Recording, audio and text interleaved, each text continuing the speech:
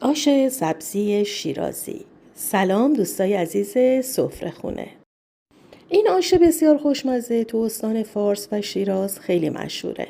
اگر مسافرت شیراز تشریف برده باشین توی هتل ها هم به عنوان صبحانه سرو میشه.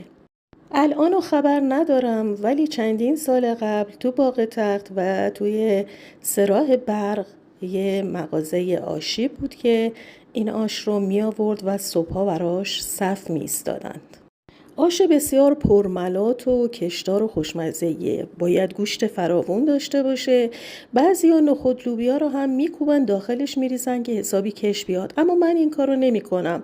آشای بازاری رو این کارو میکنن برای اینکه معده ما نمیتونه اینو هضم کنه و معمولا ترش میکنیم.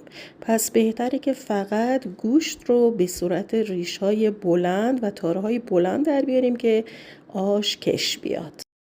آخر سر هم میذارنش خوب دم بکشه که قوام بیاد. با فلفل سیاه و آب نارنج سرو میکننش. این آش یه جورایی شبیه آش بوشهری، آش آبادانی و آش عباسعلی کرمانشاهه.